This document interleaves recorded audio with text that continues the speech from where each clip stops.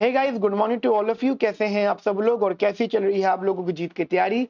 मैं हूं समीर चौधरी, आप लोगों का दोस्त, आप लोगों का होस्ट, और आप सबका वेलकम है हम सबके प्यारे से यूट्यूब चैनल जिसका नाम है सेमिकॉन क्लासेस। गाइस, आज हम लोग अपने सेशन में बहुत इंपॉर्टेंट बात करने वाले हैं। आज हम डिस्कशन करेंगे एमए इकोनॉमिक्स एंट्रेंस सीयूटी की प्रिपरेशन स्ट्रेटेजी के बारे में। बेसिकली गाइस, काफी सारे स्टूडेंट्स ऐसे हैं जिन लोगों को ठीक से ये भी नहीं पता कि सीयूटी होता क्या है, या फिर हाँ, अगर हमें इकोनॉमिक्स में मास्टर्स करनी है तो वो उसमें किसी भी यूनिवर्सिटी में एडमिशन लेने के लिए क्या प्रोसीजर फॉलो होता है।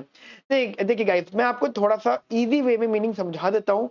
देखिए, होता क्या था कि कुछ साल पहले तक, इवन 2021 तक, 2020-21 तक, हर यूनिवर्सिटी अपने अपना एंट्रेंस एग्जाम अलग अलग लेती थी अपने यहाँ पे मास्टर इन इकोनॉमिक्स करवाने के लिए। मैं अगर टॉप लेवल यूनिवर्सिटीज की बात करूं तो DSC, ISC, JNU, IGIDR, Shiv Nadar, MSC, Gokhale, Hyderabad, टेड university, Ambedkar university, IIFT, IIT JAM, Shiv Nadar university, CDS यानी सेंट्रल डेवलपमेंट स्टडीज, आपका Ashoka university and many more. ठीक है, ये वो यूनिवर्सिटीज है जो इंडिया में टॉप लेवल की यूनिवर्सिटीज हैं और काफी सारे स्टूडेंट्स यहाँ पे एडमिशन लेना चाहते हैं। तो हुआ ये कि अच्छा, इनके अलावा भी इंडिया में और भी यूनिवर्सिटीज है जो इकोनॉमिक्स में मास्टर्स करवाती हैं। एक आसान भाषा में बात करूं तो पंजाब यूनिवर्सिटी इकोनॉमिक्स में मास्टर्स करवाती हैं।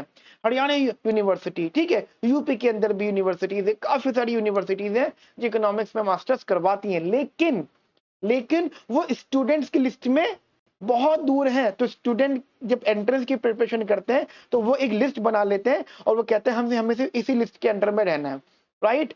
तो हमारी एनटीए ने क्या करा इस बार, मतलब 2020-21 में, उन्होंने जिन जिन यूनिवर्सिटीज को हम टॉप लेवल की मानते थे उनमें से वो ट्राई कर रहे हैं हल्के हल्के करके, एक यूनिवर्सिटीज को सीयूटी के अंदर लिया है। सीयूटी है एक कॉमन एंट्रेंस टेस्ट, ठीक है। यानी अगर इकोनॉमिक्स का स्टूडेंट मास्टर्स करना चाहता है इकोनॉमिक्स के अंदर तो वो एक कॉमन पेपर देगा, और वो कॉमन पेपर ऑब्वियस सी बात है दो पार्ट में डिवाइड होगा। पहला पार्ट उसका बिल्कुल बेसिक का रीजनिंग, इंग्लिश, क्वांट, ये सब चीजों पर बेस्ड होगा, एंड सेकंड पार्ट होगा का सब्जेक्टिव पार्ट। मैं रिपीट कर देता हूँ, this is not only for economics, it is for all subjects. ठीक है, ये हर स्टूडेंट के लिए, मतलब ये जरूरी नहीं है कि आप इकोनॉमिक्स की बात कर रहे हैं, हम अभी एक जर्नल बात कर रहे हैं। हाँ, हम लोग अभी इकोनॉमिक्स स्टूडेंट है, इकोनॉमिक्स की फैमिली से आ रहे हैं, तो हम हमारा मेन फोकस इकोनॉमिक्स रहेगा। तो इन लोगों ने क्या किया, इन लोगों ने कॉमन पेपर निकाल दिया और ये ट्राई कर रहे हैं हल्के हल्के करके टॉप लेवल की यूनिवर्सिटीज को ला रहे हैं। देखिए, बहुत बड़ी बात है, इन्होंने पहले जेएनयू को ऐड किया। जवाहरलाल नेहरू यूनिवर्सिटी इंडिया की टॉप मोस्ट यूनिवर्सिटीज में आता है। उसका सीयूटी में आने से पहले उस वहां पे 3 पेपर हुआ करते थे, ठीक है, एक एसआईएस, एक ट्रिपल एस और एक लेबर मार्केट। तो स्टूडेंट क्या करते थे, तीनों पेपर के लिए एक अच्छे से प्रिपरेशन करते थे और बहुत स्ट्रगलिंग, बहुत डेडिकेटेड, हर तरीके से एक अलग लेवल चलता था, पूरे साल सीरियस रहते थे। अब इन्होंने क्या किया, जेएनयू को सीयूटी के अंदर लिया। एक ही पेपर हुआ, उस पेपर को जो है स्टूडेंट्स ने दिया। हाँ, ये बात सच है कि पेपर कंपैरेटिवली इजी रहा। अगर आप देखेंगे, मोर और लेस कंपैरेटिवली इजी रहा, क्योंकि जो टॉप मोस्ट यूनिवर्सिटीज है, अगर आप उनके सेपरेट पास्ट पीयर पेपर देखोगे, जैसे एग्जांपल जेएनयू का पेपर देखोगे तो आपको अच्छा खासा दिखेगा, वो एसआईएस का उनका, ठीक है। या अगर आप लोग अगर जो यूनिवर्सिटीज अभी ऐड नहीं हुई है, अगर उनका अभी भी पेपर देख लो, आईएसआई का पेपर देखोगे तो आपको लगेगा क्या पूछा हुआ इन लोगों ने इतना बड़े लेवल का। और मान लो अगर वो आईएसआई के अंदर, आईएसआई अगर सीयूटी के अंदर आ गया तो चीज एकदम बदल जाएंगी, पेपर कंपैरेटिवली बहुत इजी हो जाएगा। वो एक चीज जेएनयू के साथ हुई। तो जेएनयू वालों ने एंट्रेंस लिया, ठीक है, सीयूटी के अंडर में ही, और जैसे स्टूडेंट ने पेपर दिया, फिर उनकी मार्क्स आए, जेएनयू ने अपनी कट ऑफ निकाली, हर यूनिवर्सिटी अपनी कट ऑफ निकालेंगे, ठीक है। ऑब्वियस ही बात है, स्ट्रगल वहां भी रहेगा, ऐसा नहीं थाली में से जब आपको सब कुछ मिलेगा। और इस बार इन्होंने क्या किया, डीएससी को ऐड कर दिया। मैं ध्यान रखना, मैं बात कर रहा हूँ 2023 वाले एग्जाम की। 2023 एग्जाम के लिए दिल्ली स्कूल ऑफ इकोनॉमिक्स, यानी एक ऐसी यूनिवर्सिटी जिसका हिंदुस्तान में बहुत बड़ा क्रेज था और अभी भी है, आगे का पता नहीं, ठीक है, क्योंकि उसका टफ पेपर, अच्छा जब टफ पेपर होता है तो एडमिशन थोड़ा टफ होता है, और ये बात सब में फैली हुई होती है कि इसका पेपर बहुत टफ आता है, तो वहां पे इजीली फिल्टरेशन चलता है, फिल्टर होते हैं स्टूडेंट, राइट, उसके अंदर स्टूडेंट क्या होते हैं, फिल्टर होते हैं, तो जब फिल्टर हो जाते हैं तो जो बिल्कुल ही नहीं दे सकते पेपर वो रूल आउट हो जाते हैं, थोड़ा बहुत जो स्ट्रांग वाले होते हैं वो एंटर कर जाते हैं, जिससे क्या होता है डीएससी को एक अच्छा क्राउड मिलता था। लेकिन इस बार से क्या हो गया, सीयूटी के अंडर आ गया, वो कितनी भी हाई कट ऑफ कर ले 100 से ऊपर थोड़ी कर सकते हैं। और मजे की बात क्या होगी, डीएससी के अंदर जाने के बाद आपको पूरा क्वांटिटेटिव मिलेगा, टॉप लेवल की इकोनॉमिक्स मिलेगी, टॉप लेवल की मैथमेटिक्स मिलेगी, लेकिन डीएससी में एंट्री करने के लिए आपको आसान क्वेश्चन मिलेंगे। तो कभी कभी होता है क्या है, जो टॉप लेवल के स्टूडेंट्स होते हैं वो कभी कभी पेपर अटेम्प्ट नहीं कर पाते आसान वाला, और वो बेचारे रह जाते हैं, सबके साथ होता है, क्योंकि हम लोग प्रिपरेशन कर रहे हुए होते हैं बहुत टफ वाली, यानी एक एक स्टूडेंट जिसने अभी अपनी जो एग्जाम दिया आईएसए का दिया, और आईएसए आपको पता है कितना टफ लेवल का आता है, और अब कुछ ही टाइम बाद वो डीएससी का एग्जाम देगा सीयूटी के अंडर वाला, ठीक है, तो एकदम से पेपर पैटर्न बदल गया तो शायद प्रॉब्लम हो सकती है, ठीक है। तो अगर अभी के लिए मान ली कि ये यूनिवर्सिटी सीयूटी के अंदर आ गया, तो अब बात यहाँ पे आके अटकती है कि सर हाउ टू प्रिपेयर, जब बेसिकली हमारी स्ट्रेटेजी क्या हो। तो गाइज सीयूटी अब जो 2023 का एग्जाम दे रहे हैं वो ठीक है, उन्होंने अब जो कर लिया होगा कोई इशू नहीं, बट जो 2024 2025 जो अब के बाद से स्टूडेंट्स हैं, हो सकता है ये वीडियो स्टूडेंट काफी टाइम बाद देख रहे हो, ठीक है, तो बेसिकली आपको अपने सिलेबस पे फोकस रहना है।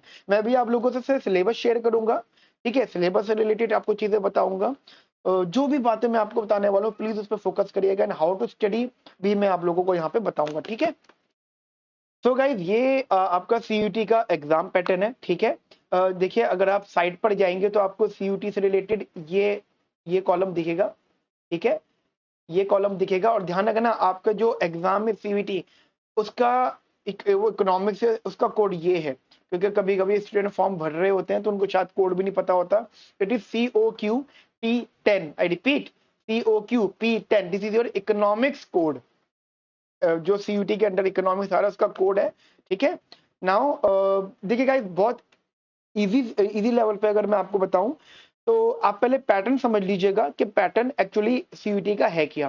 देखिए पहली बात, CUET is not a very tough exam, it is a very simple exam. Simple होने का मतलब, अगर आप अगर आपने अपनी 11th 12th में इकोनॉमिक्स को थोड़ा बहुत ठीक से पढ़ा हुआ है, और अगर आप ग्रेजुएशन के कोई भी स्टूडेंट हो, मगर आप इकोनॉमिक्स ऑनर्स के स्टूडेंट हो तो मान लीजिए बहुत अच्छी ही बात है। और अगर आप बी कॉम बीए वाले भी हो, यानी मेरा कहने का मतलब है कि आपको इकोनॉमिक्स डेफिनेटली एक बार जरूर पढ़नी चाहिए इस एग्जाम की प्रिपरेशन से पहले। कौन सी economics? General economics. General economics मतलब जैसी 11th 12th या ग्रेजुएशन में होती है, आसान वाली, बहुत टफ नहीं, ठीक है। और अभी के लिए मैं कंसिडर कर रहा हूँ कि you are aspirant only for this exam.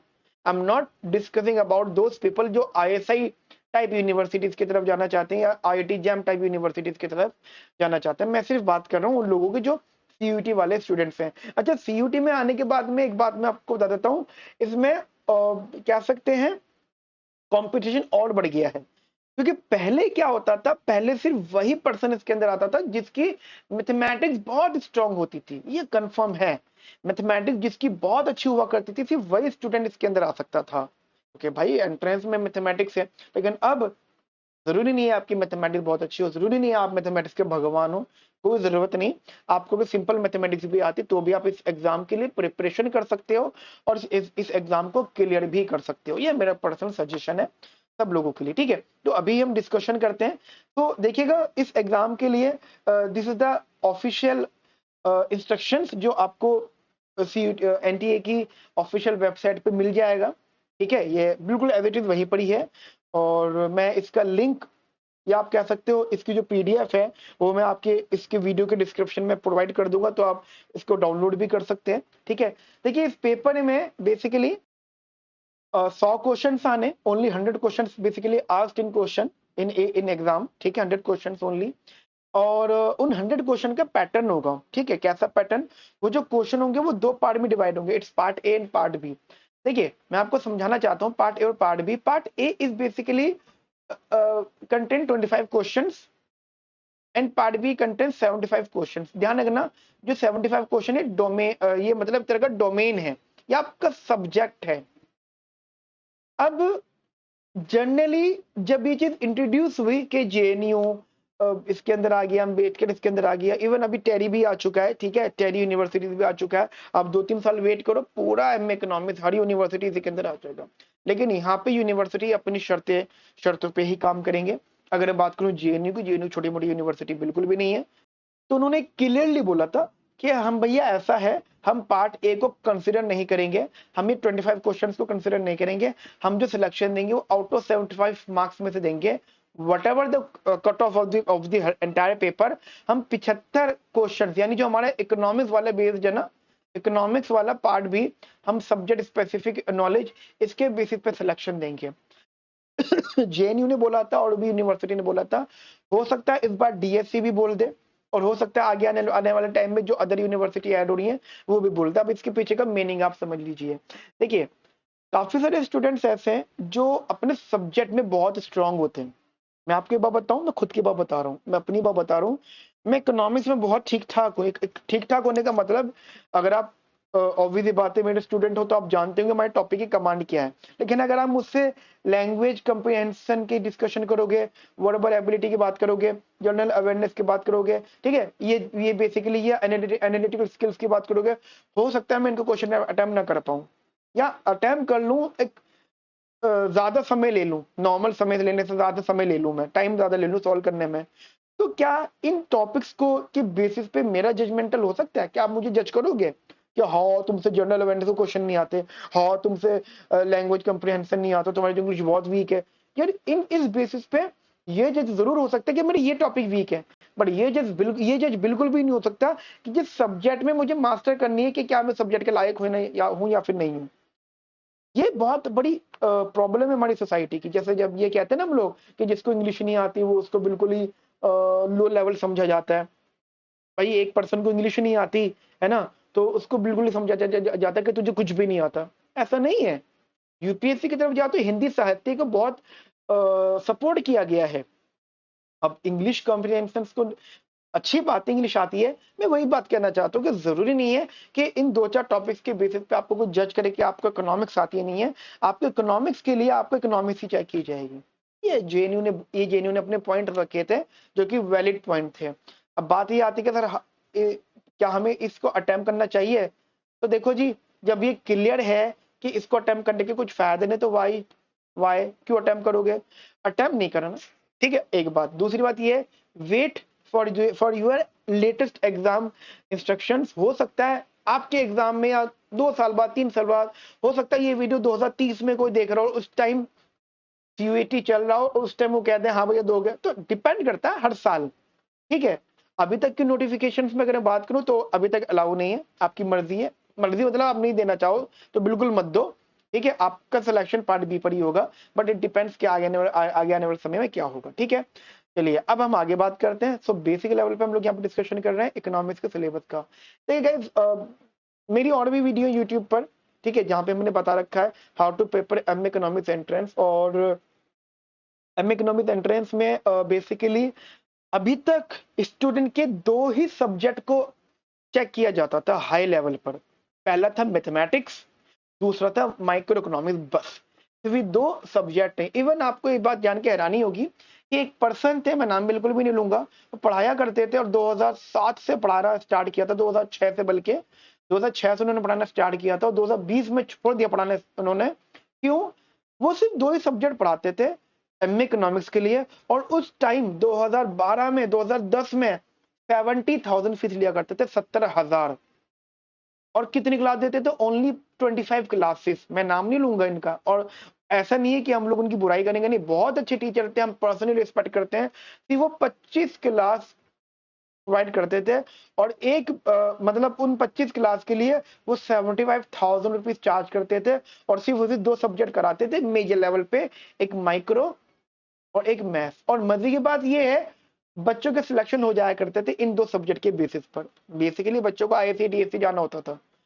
हमेशा से यही यूनिवर्सिटीज थी। उस टाइम आईएफटी नहीं था इकोनॉमिक्स में, उस टाइम आईआईटीएम इकोनॉमिक्स में नहीं था, उस टाइम आपका शिवनादर इकोनॉमिक्स में नहीं था, ठीक है। उस टाइम आपका टेड यूनिवर्सिटी इतना फेमस नहीं था, उस टाइम सिर्फ 2 यूनिवर्सिटी फेमस थी, डीएसी एंड आईएसआई, जेएनयू भी थी, ठीक है। तो उस टाइम सिर्फ 2 सब्जेक्ट को क्लियर करके अच्छे से पढ़ के इनके क्वेश्चंस को अटेम्प्ट करके, मैं ऐसा बिल्कुल भी नहीं बोल रहा हूँ कि पेपर में क्वेश्चन नहीं आते थे, स्टैटिस्टिक्स भी आती थी, इकोनोमेट्रिक्स भी आती थी, लेकिन वो सर के स्टूडेंट्स सिर्फ 2 सब्जेक्ट को पढ़ के पेपर क्लियर कर लिया करते थे। लेकिन 2020 में आते आते उन्होंने बैच ही खत्म कर दिया, क्योंकि ये बात वो भी समझ गया कि अब इन 2 सब्जेक्ट के ऊपर कमान नहीं संभाली जा सकती। अब इन 2 सब्जेक्ट के ऊपर आप एक इकोनॉमिक्स का एंट्रेंस एग्जाम क्लियर नहीं कर सकते। अब सब्जेक्ट में थोड़ा वेरिएशन आया, और मजे की बात, माइक्रो में भी कुछ चुनिंदा टॉपिक्स, कुछ, और वो भी टॉप लेवल, यानी हाई लेवल की मैथमेटिक्स, ठीक है। तो अब ऐसा नहीं है, अब आपका सब सिलेबस बदल गया है। इवन ये लोग टफ पर थे, अब थोड़ा इजी वे पर आ रहे हैं। उससे क्या हो रहा है, इनके पास स्टूडेंट ज्यादा होते जा रहे हैं। अब मैं अगर अपने जो है ओपिनियन दूं, व्यू दूं यहाँ पर, तो लास्ट ईयर एनटीए ने अब तक का सबसे ज्यादा एप्लीकेशन से, जो फंड एप्लीकेशन फॉर्म है ना, फॉर्म जो सबमिट फिल होता है ना, एप्लीकेशन ऑफ दिस एग्जाम, अब तक का सबसे ज्यादा पैसा इकट्ठा हुआ था। जो स्टूडेंट ने, इतने स्टूडेंट ने इसके फॉर्म भरे, इतने लोगों ने फॉर्म भरे कि वेबसाइट क्रैश हो गई थी, ठीक है, मतलब डाउन ही पड़ गई, ठीक है, बग्स आने लगे वहां पर। और अब तक का सबसे ज्यादा पैसा इकट्ठा हुआ उनके पास। खर्चा कितना आता है, बहुत थोड़ा सा, तो कहीं ना कहीं it is a main source of fund rising, ठीक है। पैसा भी इकट्ठा किया जा सकता है अगर आप ऐसे भी देखें। और मजे की बात, ये एक पेपर है, हाँ, इससे अभी ने देखो सिलेबस में थोड़ा सा आसान कर दिया है, जो अब हर कोई स्टूडेंट इसके अंदर आ सकता है, ठीक है। अब देखिए सब्जेक्ट की अगर मैं बात करूं, माइक्रो इकोनॉमिक्स, ठीक है, macro economics, money and inflation, ध्यान रखना, macro economic, money inflation and consumption and function, consumption investment function, ये तीनों सब्जेक्ट टेक्निकली एक ही हैं, दैट इज मैक्रो, ठीक है। ये मैक्रो इकोनॉमिक्स ही है, वो इन्होंने थोड़ा सा वेरिएशन लिया है। अगर आप क्योंकि देखो पहले क्या था, पहले स्पेसिफिकली इकोनॉमिक्स ऑनर्स के स्टूडेंट्स के लिए होता था, तो ये सारे का सारे ये लोग इकोनॉमिक्स ऑनर्स में पढ़ा करते थे, सब कुछ, तीनों टॉपिक, पार्ट ए, बी और ये सी। लेकिन मैंने, जैसे कि मैंने आपको बताया कि इन्होंने स्टूडेंट की क्वांटिटी बढ़ा दी, सिलेबस को आसान करके, तो इन्होंने एक ये बैरियर हटा दिया, ये बैरियर हटा दिया, या फिर ये साइकोलॉजिकल बैरियर हटा दिया कि ओनली इकोनॉमिक्स ऑनर्स के स्टूडेंट ही इसको दे सकते हैं। नहीं, ऐसा नहीं है। आप किसी भी सब्जेक्ट में graduate can easily attempt this paper and also crack this paper. ऐसा कुछ भी नहीं है कि आप इसके पेपर को क्लियर नहीं कर सकते, आप कर सकते हो, ठीक है। तो ये इसका मैक्रो ही मानो। उसके बाद में एक यहाँ पे स्टैटिस्टिकल मेथड्स इन इकोनॉमिक्स, ठीक है। मेरे हिसाब से सिलेबस में इन्होंने कम रखा है, वो मैं अभी आपसे सिलेबस और डिस्कस करूंगा इधर। उसके बाद mathematical methods in economics, again syllabus में बहुत कमी रखी है इन्होंने। उसके बाद में इंडियन इकोनॉमी। ये चीज मैंने नोटिस करी है कि जैसे आईआईटी जैम है, और नोटिस भी करी है, और अपने टीचिंग पैटर्न को भी बदला गाइस, नो डाउट। हम भी पहले मेजरली फोकस करते थे माइक्रो मैक्रो मैथ स्टैट्स और इकोनोमेट्रिक्स पर, इंडियन को हम भी नहीं पढ़ाते थे, मतलब इतना सीरियस मोड पे नहीं पढ़ाते थे। लेकिन अब हम ये नोटिस कर रहे हैं, जैसे आईआईटी जैम है, सीयूईटी है, सीयूईटी है, ठीक है, और आपकी अदर यूनिवर्सिटीज है, अदर भी हैं, ठीक है, अदर यूनिवर्सिटीज भी हैं। ये लोग इंडियन को बहुत जो है इंपॉर्टेंस दे रहे हैं। और छोटी मोटी इंपॉर्टेंस नहीं, आप देखो ये एक यूपीएससी लेवल का सिलेबस है भाई साहब। It is basically syllabus UPSC level guys, UPSC level का सिलेबस है। तो हमें तो फिर लगा कि यार अगर यूपीएससी लेवल का सिलेबस, देखो ना, ओवरव्यू ऑफ कॉलोनियल इकोनॉमी, देखो कॉलोनियल इकोनॉमी इन्होंने लिख दिया है, ठीक है, बट इसमें जो टर्म्स हैं वो थोड़े से टर्म्स, अब यहाँ पे लिखा हुआ है new economic policy. New economic policy is not colonial economy, colonial economy is basically before independence economy, ठीक है। या हो सकता है इनका इंटेंशन क्या है बात लिखने का। तो इंडियन इकोनॉमी काफी ज्यादा पूछा गया है अब तक के लेवल में। मैं शॉर्ट में आपको सिलेबस डिस्कस करना चाहूंगा यहाँ पर, ठीक है। और मैं कुछ इंपॉर्टेंट रेफरेंसेस समझाना चाहूँगा अभी के लिए। ठीक है, ऐसा नहीं है कि पहली बात तो ये है कि सिर्फ एक वीडियो काफ़ी नहीं है कि आपको पूरा सीयूईटी के एग्ज़ाम के बारे में बता दिया जाए, बट वी विल ट्राई कि हम हर सब्जेक्ट के बारे में आपको समझाएँ कि कैसे-कैसे चीज़ें हो सकती हैं। Then wait and watch, we will try to provide subject wise discussion of CUET exam, ठीक है? कि how to prepare micro economics and what are the main references, ठीक है, ऑफ दिस टफ एग्ज़ाम, ठीक है? मैक्रो इकोनॉमी आप देखिए यहाँ पे ये है, स्टैटिस्टिक्स है। अब स्टैटिस्टिक्स का सिलेबस मुझे पसंद नहीं है। आप बोलो सर आपको पसंद नहीं है, इससे क्या फ़र्क पड़ता है? पेपर में आएगा। नहीं, पेपर में उन्होंने थोड़ा और पूछा है। ठीक है, पेपर में अब यहाँ पे उन्होंने लिख दिया लीनियर रिग्रेशन। अब देखिए, यहाँ पे उन्होंने लिख दिया linear regression model, but they already asked about autocorrelation, heteroscedasticity, multicollinearity, dummy variable दे, और उनके पास अथॉरिटी है, एंड इन्होंने इसको भी कनेक्ट करा प्रोबेबिलिटी डिस्ट्रीब्यूशन सैंपलिंग से। So how can you say that this statistics syllabus is good enough for your exam? हाँ, सिलेबस इनफ है, बट जब आपको टॉप लेवल करना है, ध्यान रखना 100 क्वेश्चन हैं, एग्जाम्पल 75 क्वेश्चन आपके डोमेन के हैं, then you have to attempt at least 60 plus question. Attempt करने का मतलब ये नहीं कि उसमें 30 गलत है, अटेम्प्ट मतलब करेक्ट हो, क्योंकि आप अटेम्प्ट भी वही करो ना जो सही है। ठीक है, तो ये बेसिकली हम लोग डिस्कशन करेंगे वीडियो टू वीडियो, ठीक है, क्योंकि मैं ये चाहूंगा कि सब्जेक्ट वाइज हम लोग डिस्कशन करेंगे, जिसमें मैं आपको थोड़ा सा पढ़ा भी दूंगा कि basically how to study the subject, right. तो मिलते हैं नेक्स्ट सेशन में, और अगर आपको कोई बात करनी है, कुछ डिस्कशन करना है मुझसे, तो आप कमेंट बॉक्स में अपने वैल्यूएबल कमेंट जरूर दे सकते हैं। ठीक है, okay friends, have a nice day, thank you, bye bye, take care.